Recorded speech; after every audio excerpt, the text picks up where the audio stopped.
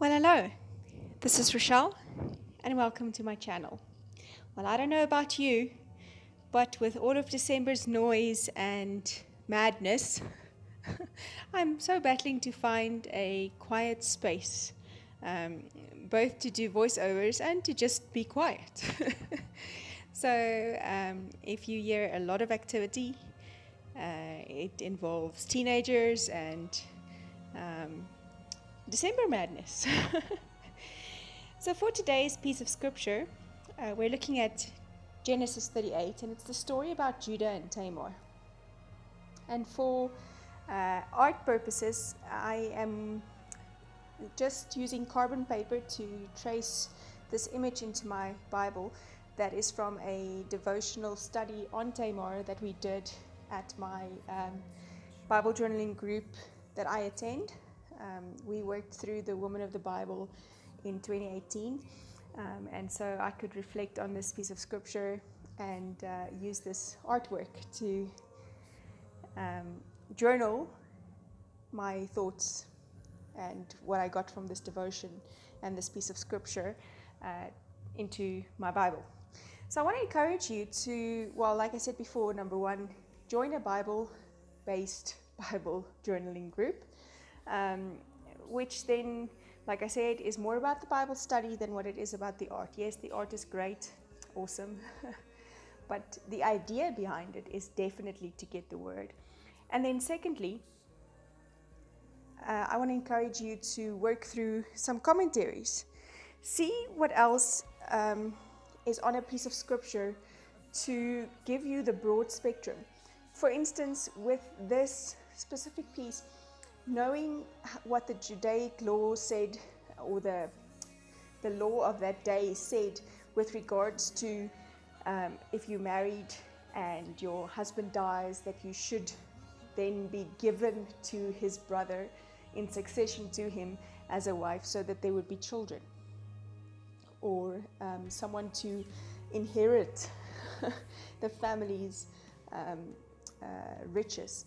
And there's a whole story behind how she was then given to the second born, and then when he also died because he sinned, he had to be promised to the third one, which was still too young. So, like, I don't know about you, but just thinking about it blows my mind. Let's quickly jump onto what I'm doing on screen here.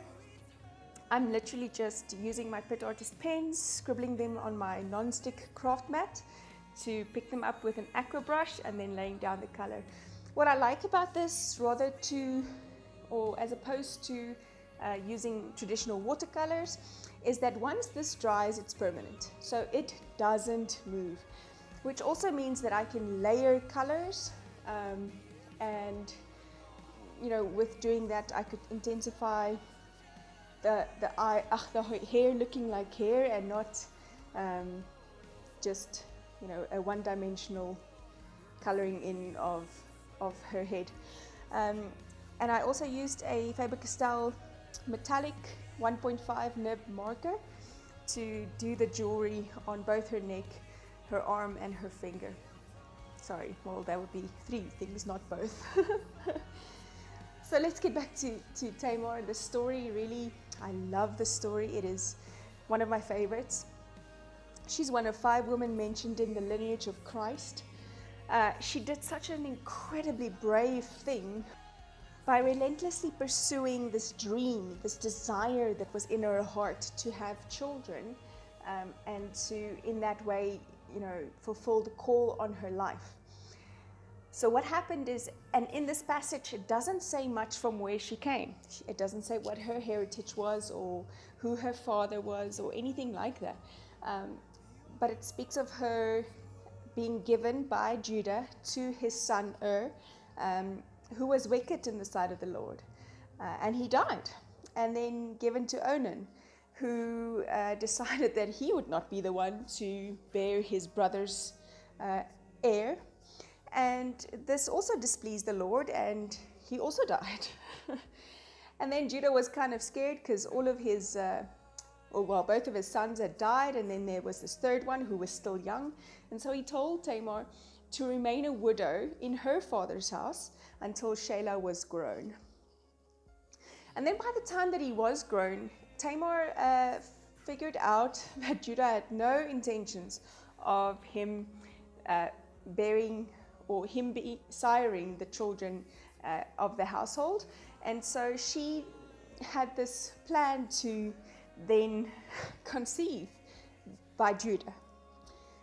Now, I don't know about you, but in today's modern living, I can't see this for myself. And sure, I mean, I'm just overwhelmed with what this woman had to go through, with the men in her life just not fulfilling the promises that they made to her. And she had to endure all of this just to bear the son, but this was the joy of her life. And so when Judah finally found out that he was the one to sire the children, he never knew her again in that way. So she had this child, and the purpose for her life was fulfilled in that way. I'm writing down here from this devotional that we did, her dreams, her sorrows, and her joy, which was then that God had given her the desire of her heart, a child. And then, like I said, mentioned in the lineage of Christ. That's kind of huge. So go read the story, do something on this page. Hope you enjoyed it as much as I did, and I'll see you again soon.